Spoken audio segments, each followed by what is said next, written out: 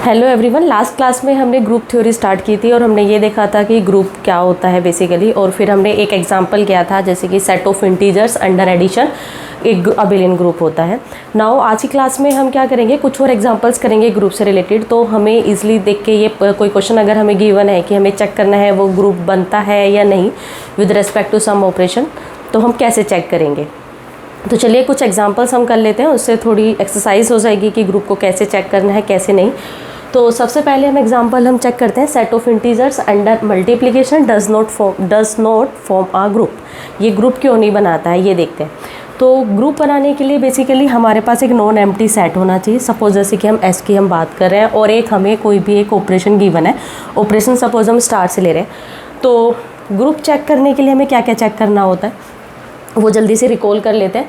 देखो, ये जो ऑपरेशन हमें गिवन होता है सेट के साथ वो बाइनरी ऑपरेशन होना चाहिए। तो ये अगर आपको ऑलरेडी गिवन है कि वो बाइनरी ऑपरेशन है तो ठीक है, लेकिन अगर नहीं पता है कि वो ऑपरेशन बाइनरी है या नहीं तो हम सबसे पहले वही चेक करेंगे। तो सबसे पहले कंडीशन यही आ जाती है कि जो स्टार है वो बाइनरी ऑपरेशन होना चाहिए। तो बी डॉट मैं लिख दे रही हूँ बाइनरी ऑपरेशन, या फिर हम ये कह सकते हैं कि इस सेट के अंदर क्लोजर प्रॉपर्टी होल्ड करनी चाहिए। क्लोजर प्रॉपर्टी मतलब आप इस सेट के कोई भी दो एलिमेंट उठाओ और उसमें ये ऑपरेशन लगाओ तो वापस से जो एलिमेंट आता है वो वापस से उसी सेट का आना चाहिए। उसके बाद सेकंड प्रॉपर्टी होती है एसोसिएटिविटी, और फिर हम उसके बाद जो प्रॉपर्टी चेक करते हैं वो चेक करते हैं आइडेंटिटी। मतलब उस ग्रुप के अंदर एक आइडेंटिटी एलिमेंट होना चाहिए। जो सारे एलिमेंट्स, कोई भी आप ग्रुप का एलिमेंट लो और उस एलिमेंट को इस एलिमेंट के साथ ऑपरेट करो तो आपको वही ग्रुप का एलिमेंट वापस मिल जाता है। और फोर्थ प्रॉपर्टी होती है इन्वर्स प्रॉपर्टी, मतलब कि सेट के अंदर जितने भी एलिमेंट है सभी एलिमेंट्स का इन्वर्स एग्जिस्ट करना चाहिए। तो ग्रुप चेक करने के लिए बेसिकली हमें ये चार प्रॉपर्टी सेटिस्फाई करनी है, वो हम एक एक करके देखेंगे। अब सबसे पहले एग्जाम्पल हमने जो लिया है वो लिया है सेट ऑफ इंटीजर्स का, और हम ये चेक करेंगे कि अंडर मल्टीप्लिकेशन ये ग्रुप नहीं बनाता। तो हम ये देखते हैं कि इनमें से कौन सी ऐसी प्रॉपर्टी है जो सेटिस्फाई नहीं हो रही, मतलब कि जिसकी वजह से ये जो सेट ऑफ इंटीजर्स का जो सेट है वो ग्रुप नहीं बनता। तो चलिए स्टार्ट करते हैं। और सबसे पहले हम ये देख लेते हैं कि ये जो ऑपरेशन है मल्टीप्लिकेशन, क्या ये बाइनरी ऑपरेशन है। तो हम पिक करते हैं ना, क्योंकि ए और बी हमने दो इंटीजर्स लिए हैं, जेड हम लिख रहे हैं सेट ऑफ इंटीजर्स के सेट को। अब हम जब ए और बी की मल्टीप्लाई करेंगे तो क्या वो वापस से इंटीजर आएगा?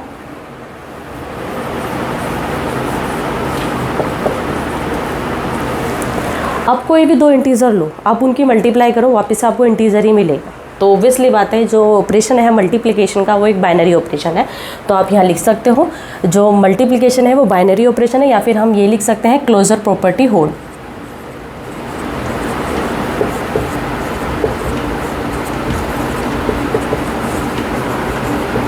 तो क्लोजर प्रॉपर्टी तो होल्ड्स करती है। ये हमने फर्स्ट प्रॉपर्टी देखी। अब हम देखते हैं सेकंड प्रॉपर्टी। देखो, सेकंड प्रॉपर्टी होती है एसोसिएटिविटी, और वो जो है रियल नंबर्स में होल्ड करती है, और सेट ऑफ इंटीजर्स जो है रियल नंबर्स का ही सबसेट है, तो ये इसमें भी होती है। आप चेक भी कर सकते हो, तो आप डायरेक्ट यहाँ पे लिख सकते हैं, क्योंकि ए बी और सी आपने 3 एलिमेंट्स लिए हैं, ए बी और C is same as A B C for all A B C belongs to integer. इसीलिए जो सेट के अंदर है वो एसोसिएटिविटी होल्ड करती है।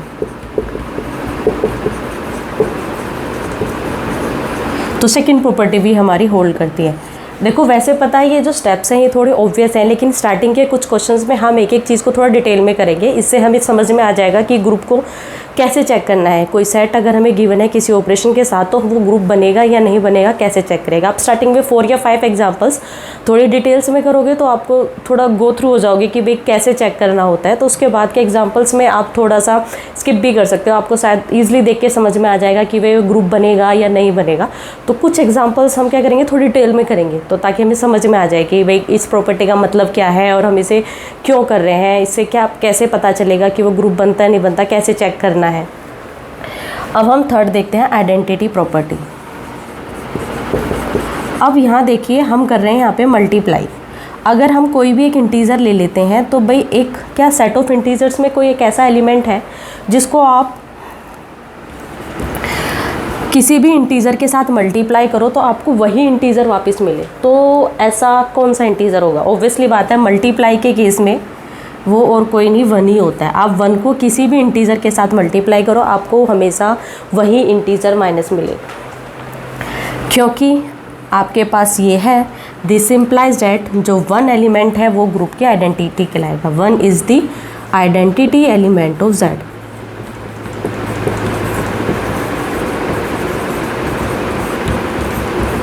तो अभी तक तो प्रॉब्लम नहीं आई भाई, अभी तक तो सारी प्रॉपर्टी सेटिस्फाई हो रही थी। अब लास्ट प्रॉपर्टी आती है। लास्ट देखते हैं क्या है।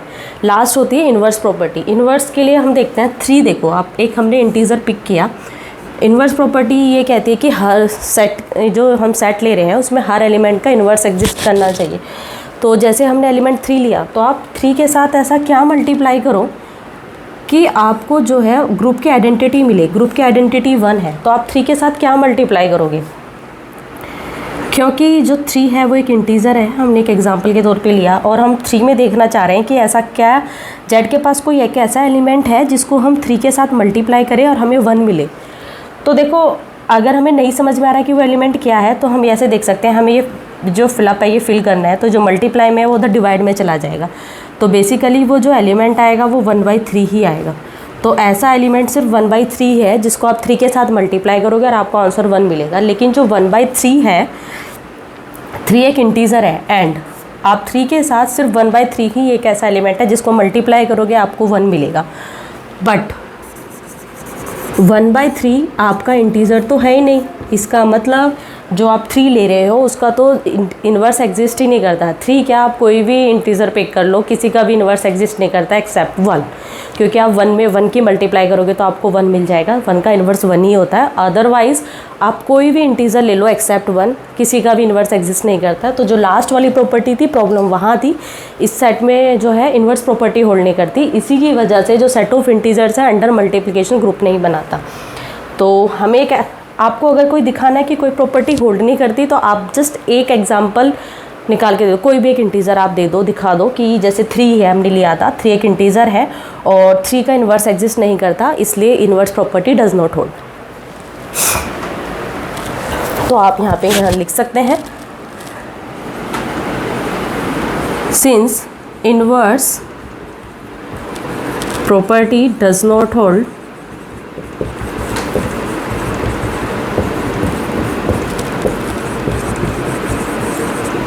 इसलिए Z अंडर मल्टीप्लिकेशन, और या फिर हम उसको ऐसे लिख देते हैं ब्रैकेट के अंदर और यहाँ पे डॉट डाल देते हैं, does not form a group.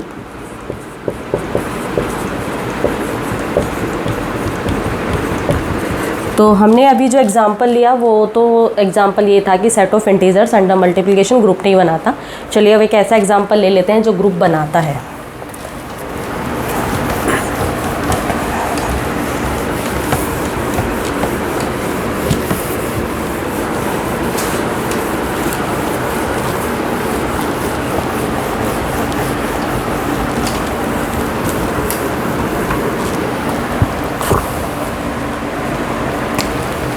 Second example, late एक सेट हम ले लेते हैं एस, उसके अंदर हमने एलिमेंट्स लिए 1, -1, iota and minus iota. Let S be a subset of complex number. ये कॉम्प्लेक्स नंबर का ही सबसेट है, हमने कुछ कॉम्प्लेक्स नंबर इसके अंदर पिक कर लिए। Let be a subset of complex numbers.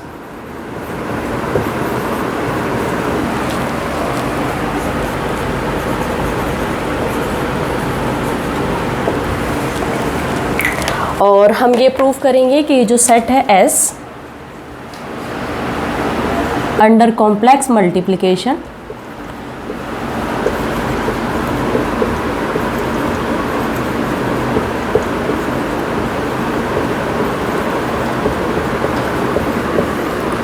Forms a group, ये ग्रुप बनाता है।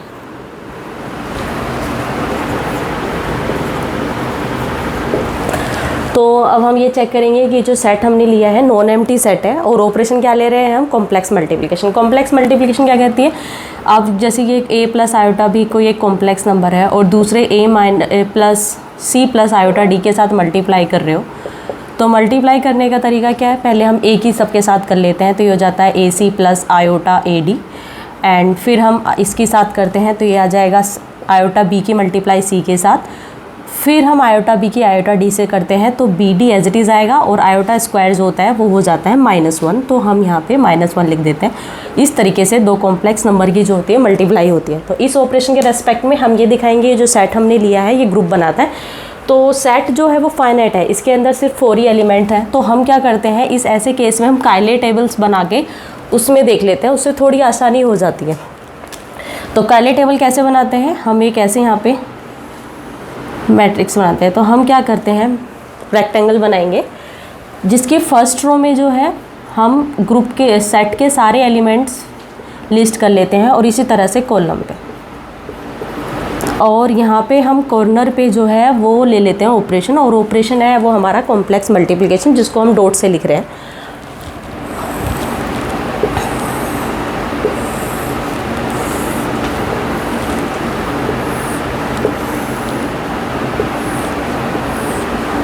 अब हम इसे फिल करते हैं।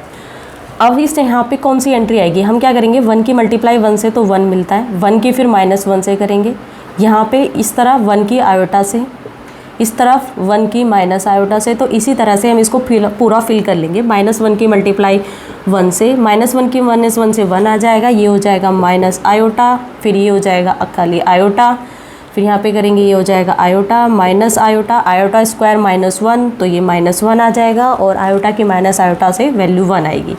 इसी तरह से हम इसको फिल कर लेंगे, एंड ये हो जाएगा -1। अब हम ये देखो, हमने ये जो थे सेट के एलिमेंट थे, ये भी सेट के एलिमेंट थे, हमने किसी भी एलिमेंट को सेट किसी भी एलिमेंट के साथ मल्टीप्लाई करी, ये जो अंदर जितनी सारी एंट्रीज़ आएंगी, सारी की सारी एंट्रीज़ वापस से S की ही आई। इसका मतलब ये जो ऑपरेशन हम ले रहे हैं वो है बाइनरी ऑपरेशन, मतलब क्लोजर प्रॉपर्टी होल्ड करती है। तो आप यहाँ लिख सकते हो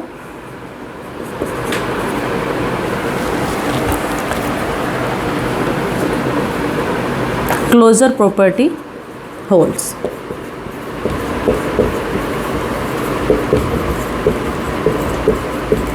फर्स्ट क्लोजर प्रॉपर्टी होल्ड करती है। नेक्स्ट जो होता है एसोसिएटिविटी भी होल्ड करती है, क्योंकि एसोसिएटिविटी जो प्रॉपर्टी है वो कॉम्प्लेक्स नंबर में होल्ड करती है, और जो हम सेट ले रहे हैं वो कॉम्प्लेक्स नंबर का ही सबसेट है। इसका मतलब एसोसिएटिविटी इस सेट के अंदर भी होल्ड करेगी।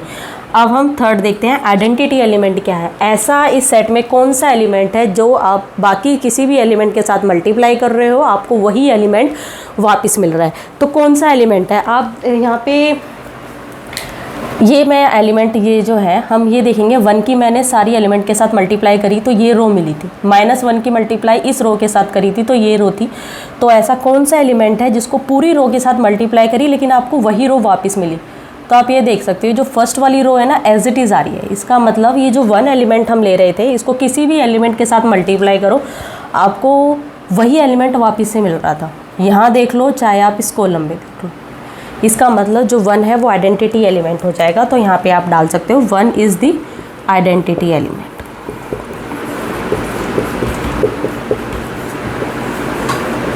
और 1 आइडेंटिटी एलिमेंट क्यों है, क्योंकि आप देख सकते हो जब आप किसी भी एलिमेंट की 1 के साथ मल्टीप्लाई कर रहे हो आपको वही एलिमेंट मिल रहा है वापस से, चाहे आप एस का कोई भी एलिमेंट पिक कर लो।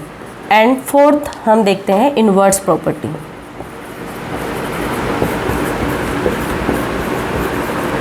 आप ये देखो सबसे पहले इन्वर्स देखो, हर एलिमेंट का अलग अलग हो सकता है तो हम उसको लिस्ट कर लेते हैं ऐसे इन्वर्स प्रॉपर्टी में। तो आप यहाँ पे ये देख लो, यहाँ पे हम लिख रहे हैं इन्वर्स और यहाँ पे हमने एलिमेंट ले लिए। अब सेट का एलिमेंट 1 लिया, -1 आयोटा और माइनस आयोटा। अब ये देखो 1 का इन्वर्स क्या है, आपने 1 में क्या मल्टीप्लाई करी कि आपको वापस से 1 मिला, तो वो क्या है, ये रहा 1 में 1 की मल्टीप्लाई करके आपको 1 मिल रहा है, तो 1 का जो इन्वर्स आ जाएगा वो आ जाएगा 1। -1 में आपने क्या मल्टीप्लाई किया कि आपको 1 मिला, तो वो -1 है, तो -1 का इन्वर्स हो जाएगा -1। आयोटा में आपने क्या मल्टीप्लाई करा कि आपको 1 मिल रहा है, तो आयोटा के साथ आप देख सकते हो जब माइनस आयोटा की मल्टीप्लाई करोगे तभी आपको 1 मिलेगा, तो आयोटा का इन्वर्स हो जाएगा माइनस आयोटा। और माइनस आयोटा के साथ आप किसकी मल्टीप्लाई कर रहे हो कि आपको 1 मिल रहा है, तो वो हो जाएगा आपका आयोटा। तो हर एलिमेंट का इन्वर्स भी एग्जिस्ट करते हैं, इसका मतलब सारी प्रॉपर्टी होल्ड कर गई ग्रुप की। तो ये जो सेट ऑफ हमने लिया है कॉम्प्लेक्स नंबर का, जो कि एक सबसेट है कॉम्प्लेक्स नंबर का, वो अंडर कॉम्प्लेक्स मल्टीप्लिकेशन ग्रुप बनाता है। अब हम देखते हैं क्या ये फाइनाइट सेट है। ऑब्वियसली बात है, एस के अंदर फाइनाइट नंबर ऑफ एलिमेंट्स है, तो एस एक फाइनाइट सेट है। अब हम एक फैक्ट और यहाँ पे नोट कर लेते हैं, S is a finite set. Finite set कौन से होते हैं? Finite groups.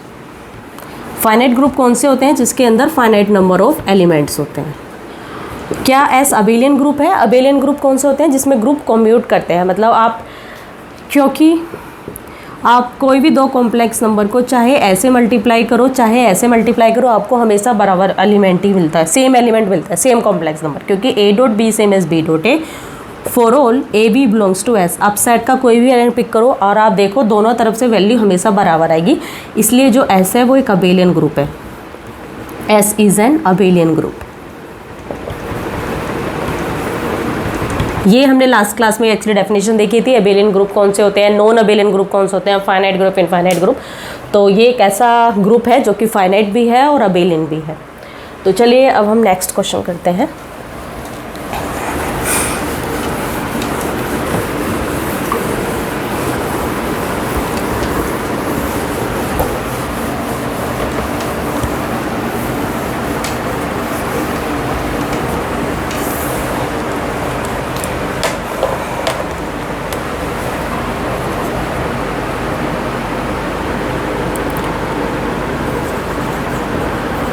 Set of positive rational numbers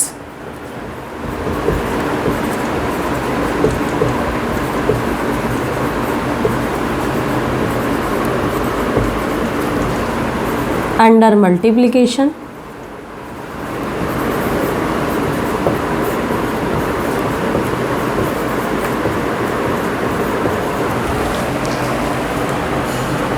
forms a group।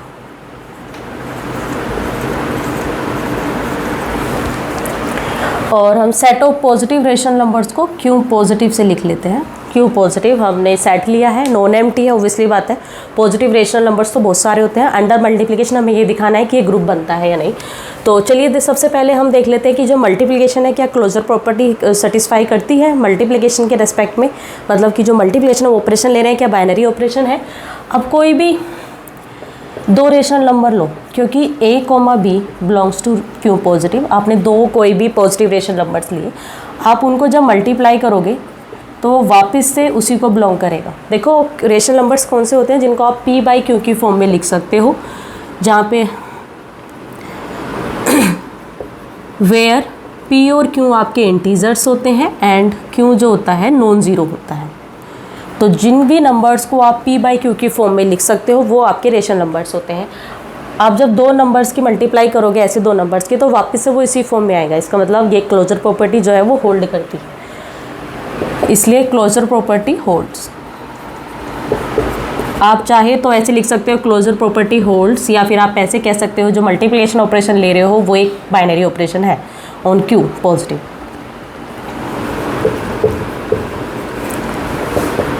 Associativity hold करती है, there is no need to check here, क्योंकि एसोसिएटिविटी रियल नंबर्स में ही होल्ड करती है, और ये जो आप सेट ले रहे हो वो रियल नंबर्स का ही सबसेट है।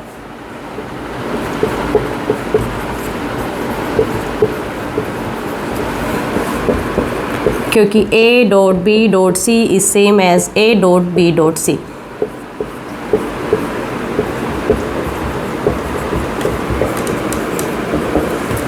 अब यहाँ पे चेक करना है आइडेंटिटी एलिमेंट क्या है। अब आप ये देखो, अगर आप कोई एक एलिमेंट ए आपने ले लिया पॉजिटिव रेशनल नंबर्स का, तो आप उसमें क्या मल्टीप्लाई करो कि आपको वही एलिमेंट वापस से मिल जाए। तो मल्टीप्लिकेशन में ज़्यादातर वन ही होता है। अगर आप रियल नंबर्स के सेट की बात कर रहे हो या उसके किसी सबसेट की बात कर रहे हो तो वो वन ही है। आप वन को किसी भी पॉजिटिव रेशनल नंबर के साथ मल्टीप्लाई करोगे आपको वही एलिमेंट वापस मिल जाएगा। तो आप, क्योंकि वन आपके पास ऐसा एलिमेंट है जिसको आप हर एलिमेंट के साथ मल्टीप्लाई कर रहे हो, आपको वही एलिमेंट वापस मिल रहा है, तो वन आपके आइडेंटिटी एलिमेंट हो जाएगा। तो इसलिए one is the identity element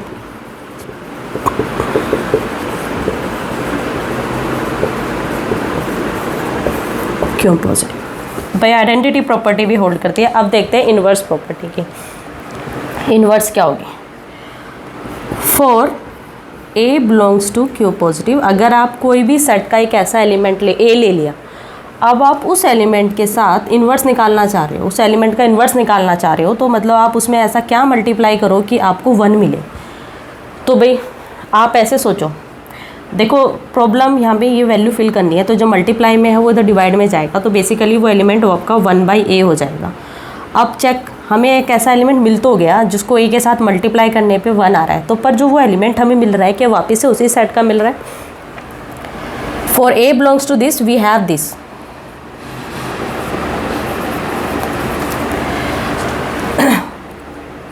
क्योंकि जो 1/a है वो आपका रेशनल नंबर को ही बिलोंग करता है। आप किसी नंबर को उल्टा कर दो तो वापस कोई रेशनल नंबर है, आप उसको रिवर्स उल्टा कर दो तो वो रेशनल नंबर ही बनेगा, तो फिर से रेशनल नंबर ही है और सेट में आ गया वो। इसका मतलब हर एलिमेंट का हमें इन्वर्स मिल जाएगा, जस्ट उसको आपको क्या करना है, उसका उल्टा करना है 1/a।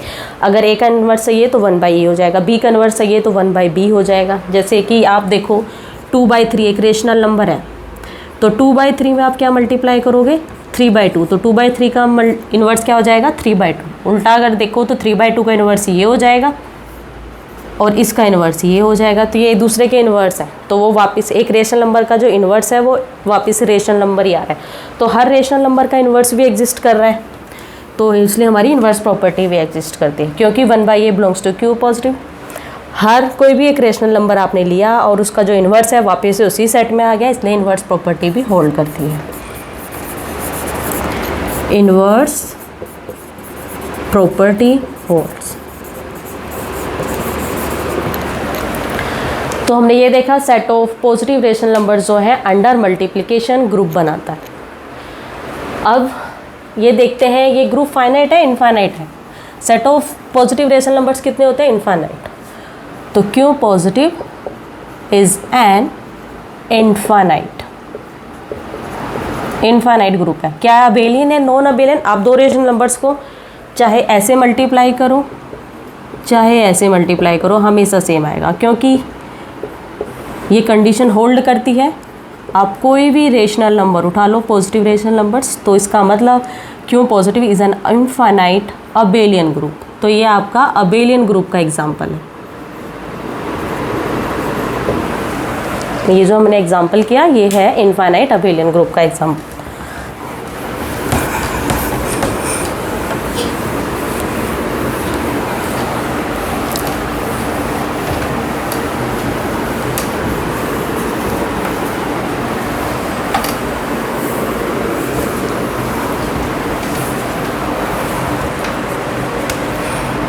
नेक्स्ट हम देखते हैं set of irrational numbers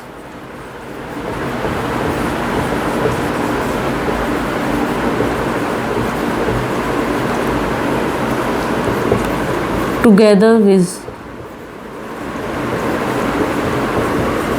1 does not form a group। तो हम चेक कर रहे हैं कि set of irrational numbers 1 together with 1 does not form a group. तो चलिए सबसे पहले हम कौन सी प्रॉपर्टी चेक करेंगे, वो ऑब्वियसली क्लोजर प्रॉपर्टी चेक करते हैं। √3 एक इर्रेशनल नंबर है और हम वापस से अगर √3 की ही मल्टीप्लाई करें तो क्या मिलता है हमें? 3। ये एक इर्रेशनल नंबर है, ये भी एक इर्रेशनल नंबर है, लेकिन जो आंसर आया वो एक इर्रेशनल नंबर नहीं है, not an irrational number.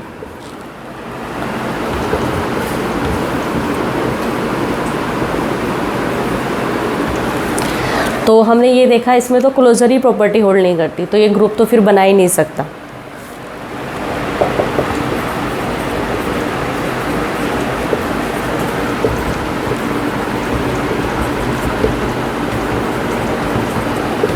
Does not hold।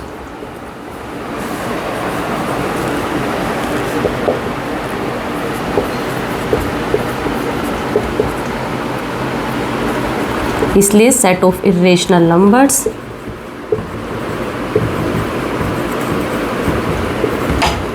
with 1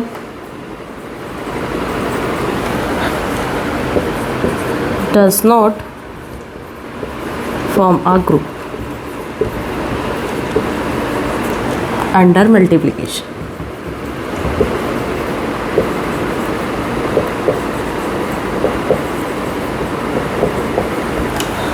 तो ये तो ग्रुप नहीं बनता है।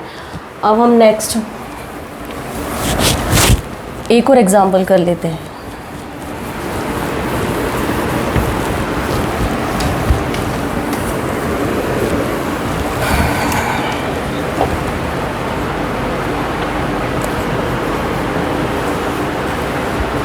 Set of 2 cross 2 matrices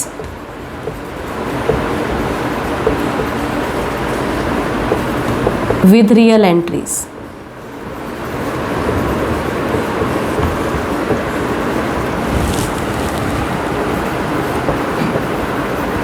Forms a group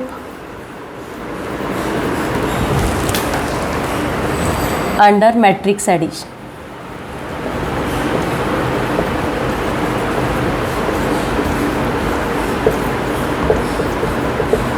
हम सेट एस ले लेते हैं उसको। बेसिकली एस सेट हम क्या ले रहे हैं, इसमें 2 क्रॉस 2 मैट्रिसेस ले रहे हैं जिसमें एंट्रीज रियल नंबर है, a B c d type की। ये है हमारी 2 क्रॉस 2 की मैट्रिक्स और जिसमें एंट्रीज हैं real number, such that a B c d belongs to R, मतलब कि रियल नंबर। अब हमें ये शो करना है ये जो सेट हमने लिया है एस, ये ग्रुप बनाता है अंडर मैट्रिक्स एडिशन। तो सबसे पहले हम देखते हैं क्लोजर प्रॉपर्टी। तो आप कोई भी दो ऐसी मैट्रिक्स लेते हो और आप उनको प्लस करते हो तो आप इसे उसी फॉर्म की मैट्रिक्स आती है। तो आप यहाँ पे लिख सकते हो, क्योंकि ए बी सी डी आपने एक मैट्रिक्स ली, आप इसी तरह से एक और मैट्रिक्स लेते हो ई एफ जी एच, और जब आप वापस से इनको प्लस करते हो आपको मिलता है ए प्लस ई।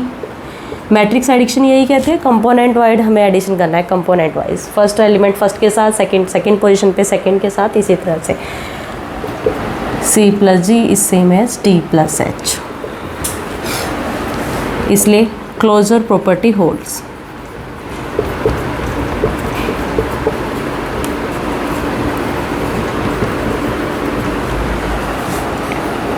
आप यहाँ पे डाल सकते हो for all A B c D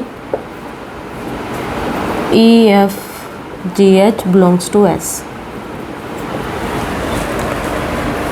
second associativity तो मैट्रिक्स में होल्ड करती है।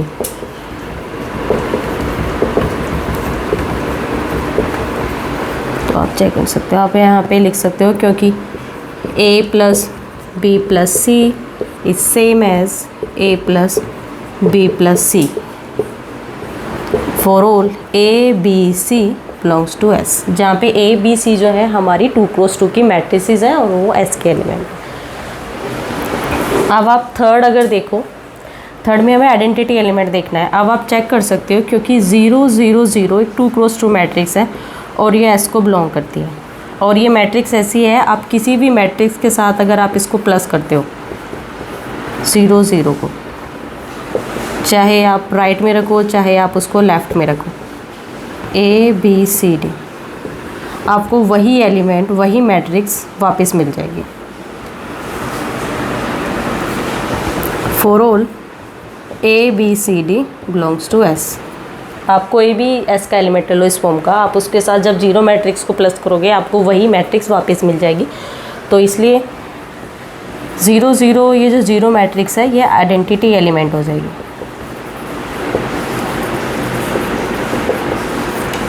दी आइडेंटिटी एलिमेंट ऑफ एस।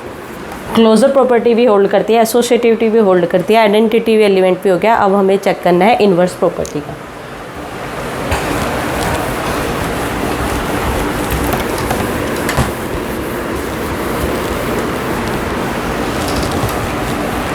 तो इन्वर्स में हमें देखना है कि हर एलिमेंट का इन्वर्स एग्जिस्ट करता है या नहीं करता। तो उसके लिए हमने एक एलिमेंट ले लिया, let a B c d belongs to S.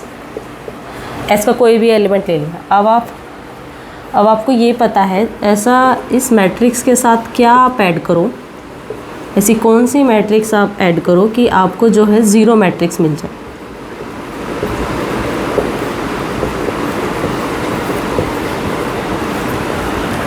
तो हमें क्या करना है, ए के साथ क्या ऐड करो कि 0 मिले, तो ऑब्वियसली बात है इसका अपोजिट साइन हमें ले लेना है। ए के साथ माइनस ए ऐड करोगे, बी के साथ माइनस सी बी, सी के साथ माइनस सी, डी के साथ माइनस डी।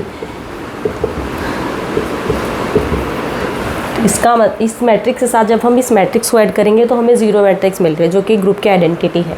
तो इसका this implies that minus a minus b minus c minus d is the inverse हो जाएगा,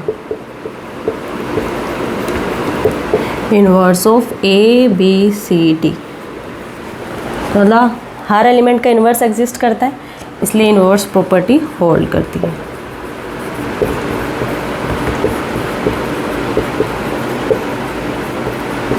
एक्चुअली इस प्रॉपर्टी में हमें ये दिखाना होता है, इनवर्स प्रॉपर्टी में, कि आप सेट का कोई भी एलिमेंट लो उसका इनवर्स एग्जिस्ट करना चाहिए। मतलब जो ऑपरेशन हमें गिवन है और एक हमें कोई भी एलिमेंट पिक करते हैं उस ऑपरेशन के साथ, तो कोई एक ऐसा ग्रुप का एलिमेंट आपके पास होना चाहिए कि जब उस एलिमेंट के साथ उसको ऑपरेट किया जाए तो आपको ग्रुप की आइडेंटिटी मिल जाए।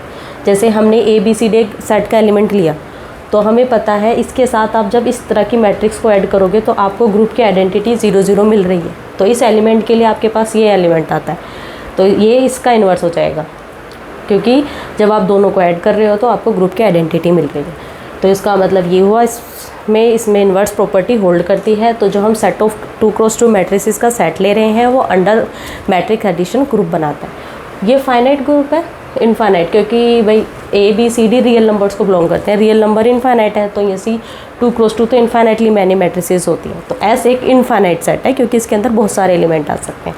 अबेलियन ग्रुप है या नॉन अबेलियन ग्रुप है। आप कोई भी 2 मैट्रिक्स लेते हो ए और बी, आप चाहे उनको ऐसे प्लस करो चाहे ऐसे प्लस करो, हमेशा सेम आएगा। For all A B belongs to S. तो मैट्रिक्स क्योंकि A plus B same as B plus है, इसलिए एस जो हम सेट ले रहे हैं वो एक अबेलियन ग्रुप है। तो आप यहाँ लिख सकते हो एस इज एन इनफाइनाइट, क्योंकि बहुत सारे एलिमेंट हैं, इनफाइनाइट एलिमेंट को म्यूट करते हैं इसलिए अबेलियन भी हो जाएगा, is an infinite abelian group. तो ये जो हमने एग्जाम्पल किया वो है इनफाइनाइट अबेलियन ग्रुप का एग्जाम्पल। चलिए आज की क्लास हम यहीं ख़त्म करते हैं। Thank you.